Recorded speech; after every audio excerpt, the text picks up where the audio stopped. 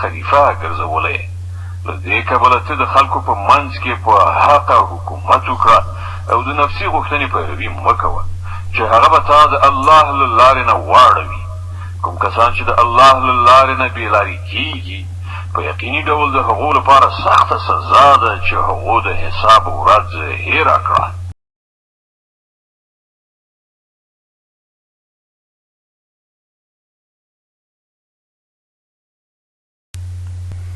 الحمدلله وکفا و سلام علی عباده الذین اصطفى و بعد. امین ببرګزایم د دغه فوټیج یا ویډیو پنځولو لپاره ستاسو په چوپړ کې یم چې ادامه د اول او دوهمې برخې ویډیو ده چې په تېر 20 کلن قضایي دور کې د محاکمو قضاتو ترمنځ د اداري فساد د راسپړو لپاره چمتو شوې ده. که چیرې د دغه ویډیو لومړی او دوهمه برخه مو نه وي کتلي نو لطفا زموږ چینل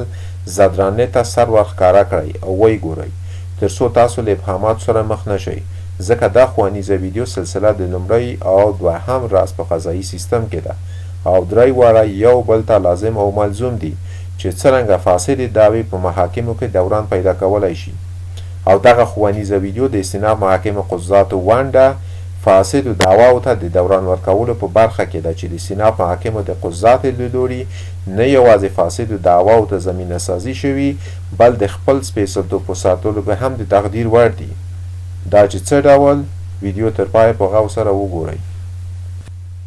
او دا هم د یادونې وړ ده چې دا ډول سیستماتیک اداري فساد په قضایي سیستم کې یوازې په تېر 20 کلن قضایي دور کې نه بل په اوسني یا هر بل راتلونکي نظام قضایي سیستم کې امکان لري چې ترسره شي، که هغه د مدني محاکمو اصول وي یا جزایي محاکمو اصول، ځکه ورته تخطیګانې جزایي محاکمو اصولو کې هم شوي. نو دا ډول سیستماتیک اداري فساد د یوه هیواد په قضایي سیستم کې به ډېر ویجاړونکی او تباکن وي. نو امیران، خلفا، والیان، رئیسان یا نور اړونده مسؤلینو ته پکار ده چې قضایي سیستم ته ځانګړې پاملرنه ولري او تر نظارت او څار لاندې ونیسي، خو د خپل تسلط یا سیطرې د تطبیق لپاره نه بل د دې لپاره چې د الله جل جلاله د احکامو د تطبیق څخه ښه مطمئن شي. د مدني محاکمو اصول لپاره د ښوونیزو ویډیوګانو پنځونه یو ضرورت دی. دا ځکه چې خصومات، منازعات او مشاجرات پیښېدل د انسانانو ترمنځ یوه معمول خبره ده او د دغه منازعاتو حل او فصل د دعوې په طریقې سره وي. نو پکار ده چې موږ د دعواو صحیحتوب او فاسدتوب په ښه توګه وپېژنو او اړوند اصلاحاتو په اړه پوره پوهه ولرو او د خپلو عدلي او قضایي ارګانونو د کار له پروسیجر سره آشنایي او هر اړخیز معلومات ولرو څو د صحیح او فاسدو دعواو ترمنځ توپیر وکړی شو او حق له باطل څخه تفکیک کړی شو چې په دې سره به خپل او د نورو حقوقو تفکیک وکړو او کله چې موږ خپل او د نورو حقوق مو وپېژندل نو هیڅکله هم فاسدې دعوې محاکمو ته له لومړي سره نه داخلیږي او د فاسدو دعواو په اقامه کولو سره موږ نشو کولی پردي حقوق خپل کړو. نو د همدې دلیل پر بنسټ ویلی شو چې هر څومره دا ډول ښوونیزې ویډیوګانې زموږ تر خلکو ورسیږي دا به د شخړو او مشاجرو څخه د پاکې ټولنې په رامنځته کولو کې او له بربریت او بېقانونۍ څخه د یوې قانوني ټولنې په رامنځته کولو کې یو مثبت کار او عدالت ته د لاسرسۍ لپاره به ډېر مؤثر وي.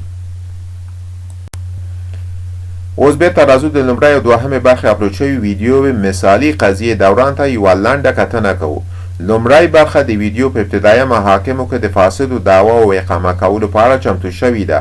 او دوهمه برخه کې د ابتدایه محاکمو قضاتو د مدني محاکمو د اصول د اویاومې مادې پر اساس د ردېدو سربیره پر خپلو فیصلو د ټینګار کولو په اړه ده. دا برخه هم سلسله د اول او دوهمې برخې ده چې د ابتدایه محکمې پرېکړې یا فیصلې څخه وروسته قضیه استیناف محکمې ته استول کیږي. نو مثالی قضیه ته په پیل کله چې د نادرشاه کوټ ابتدایه محکمې قاضي د مدعي او مدعي علیه پشتون کې د خپل فیصلې اعلانولو څخه وروسته چې حکم یا پریکړه حتمی خبره ده چې د مدعي په ګټه او مدعي علیه په ضرر کیږي، نو د مدعي علیه په عدم قناعت سره قضیه د خوست استیناف محکمې ته استول کیږي. استیناف یا مرافعه محکمه د شاکی یعنی مدعی علیه اعتراضات او د مدعی دفع د اعتراضاتو په تسلیمېدو سره قضیې ته رسیدګي پیل کوي چې قضایاو ته د رسیدګۍ لپاره د استیناف محکمې د دیوانونو صلاحیتونه دادي. اول، د استیناف محکمې اړوند دیوان د مدني محاکمو د اصولو د قانون د 389 ماده او د اول فقرې له مخې د ښکتنۍ محکمې فیصله باطلوي. دوهم، د استیناف محکمې اړوند دیوان د مدني محاکمو د اصولو د قانون د 398 ماده دوهمې فقرې او 409 ماده د دوهمې او دریمې فقرې له مخې د ښکتنۍ محکمې فیصله یا قرار نقض کوي. دریم،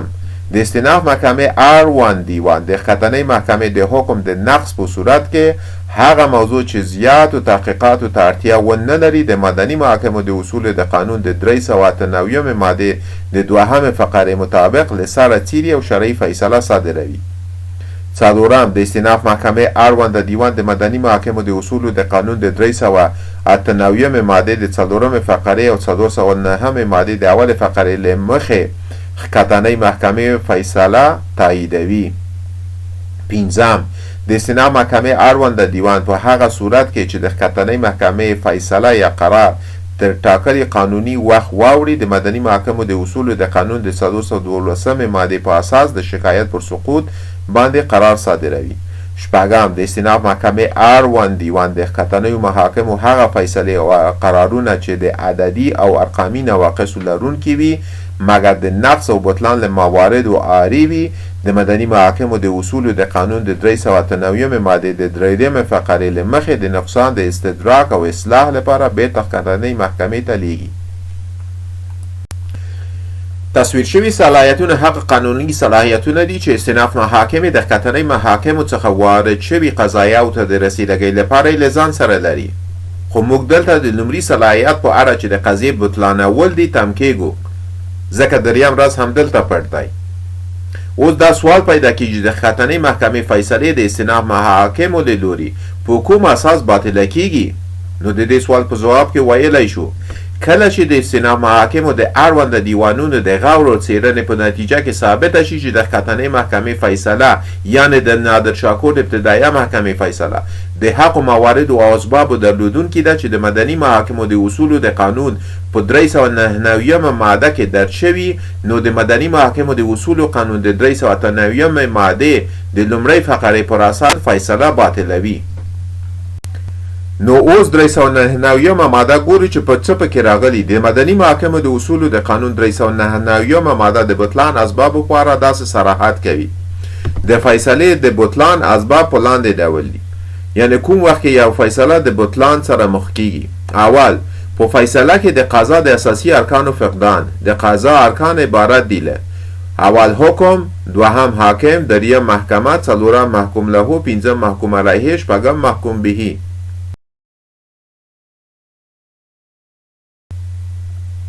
دوهم، کله چې یو له طرفینو د دعوی د مخاصمې صلاحیت ونه لري، یعنی د دعوی طرفین باید عاقل او بالغ وي. دریم، غیر محتمل الثبوت یا د مدعی بها په اړوند د عیني واقعیت خلاف قضایي فیصله صادرول،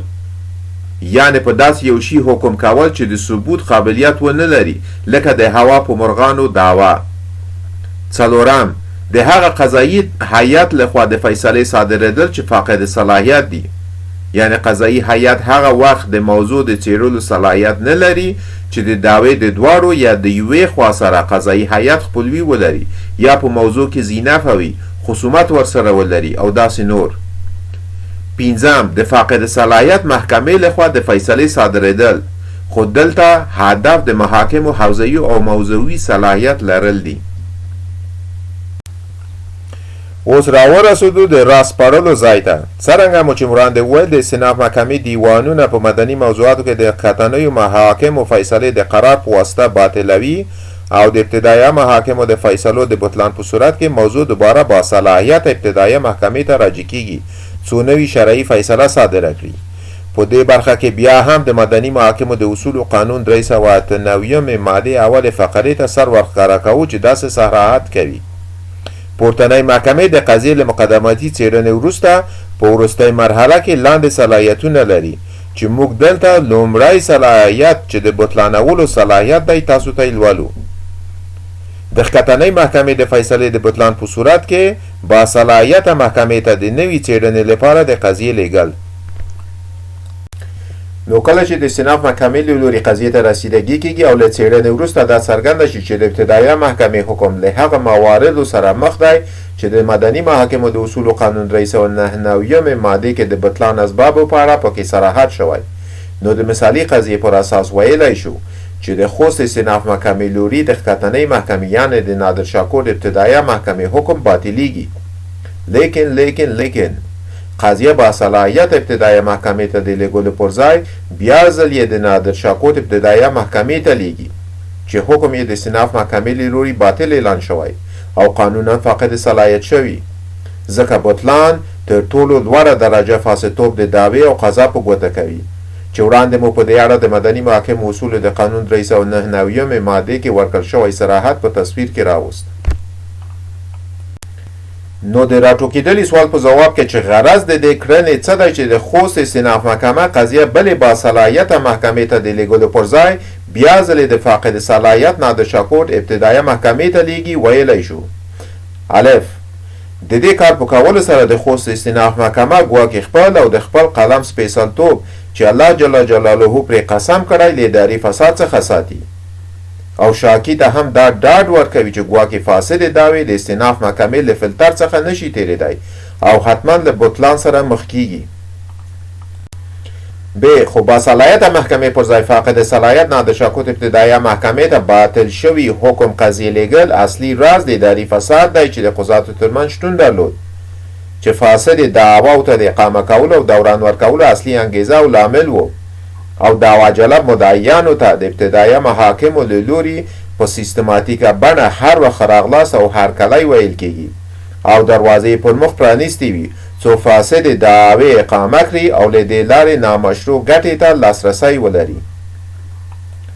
پاتې نه وي چې همدا سلسله به د فوټبال لوبې په څېر د ابتدایه او استئناف محاکمو ترمنځ تر هغې دوام مونده چې مدعي علیه به ستړی مدعي او قضاتو ته به تسلیم شو او د مدعا د ورکړې په ټوله او یا نیمایي به راضي شو، خو دا د رضایت پرېکړې به هم د ابتدایه محکمې نه د باندې وشوې، خو د ابتدایه محاکمو په خوښه او لارښودنه به ترسره کېدې او رسمي اقامه شوي دعواو ته به هم د ابتدایه محاکمو له لوري د پای ټکی کېښودل شو او هر چا ته به خپله ونډه ورسېده چې په دې توګه به دعوا جلب مدعیان تر بل هر وخت جسور او د بلې دعوې کولو په لټه کې شول او د ابتدایه محاکمو قضات به هم ورته په تمه ناست ول چې دا ډول سیستماتیک اداري فساد په قضایي سیستم کې لامل کیږي چې فساد هرې خواته د خورېدو او زیاتېدو په حال کې شي، او که چیرې فاسدو دعوا او باطل شوي حکمونه بلې باصلاحیته محکمې ته راجع کړی شي نو د ابتدایه محاکمو قضاتو ته د فاسدو دعوا او اقامه کولو انګیزه او دلیل نه پاتې کیږي، ځکه د ابتدایه محاکمو قضاتو هر یو ته دا څرګندېږي چې د دوی لخوا اقامه شوي فاسدو دعوا او باطل شوي احکام د استئناف محاکمو له لوري بیا ځلې هغوی ته نه رالیږل کیږي او بلې باصلاحیته محکمې ته د نوي شرعي فیصلې لپاره راجع کیږي. نو د استئناف محاکمو قضاتو ونده په تېر 20 کلن قضایي دور کې د فاسدو دعواو په اقامه کولو او دوران ورکولو کې ډېر برجسته و او په پوهه او ناپوهۍ کې اصلي محرکین او انګیزه‌وان کوونکي د اداري فساد ابتدایه محاکمو قضاتو ته ول چې فاسدو دعواو بنسټ به یې کېښود. نو په پایله کې ویلی شو په ابتدایه محاکمو کې د فاسدو دعواو مخنیوی په سیستماتیکه توګه د رول آف لا یا د قانون حاکمیت ته په ژمنتیا او تطبیقولو ترسره کېدی شي چې هغه د قضایه او باطل شوي احکامو لیږل بلې باصلاحیت ابتدایه محکمې ته دي چې له سره څېړل کیږي او نوي شرعي فیصله صادریږي. په دې سره د فاسد او بېکفایته قضاتو له ولکې فاسد اقامه شوي دعوې وځي او انګیزه او اسباب یې هم ختمیږي. آیا تاسو له داسې کوم څه سره مخ شوي یاست؟ زموږ سره په لاندې کمنټ کې شریک کړئ. که ویډیو مو خوښه شوي نو لایک او شیر یې کړئ او که زموږ چینل ته نوي یاست نو سبسکرایبول مه هېروئ څو د نورو رازونو ښوونیزې ویډیوګانې پر وخت تر تاسو در ورسیږي. تر بیا مو په الله سپارم.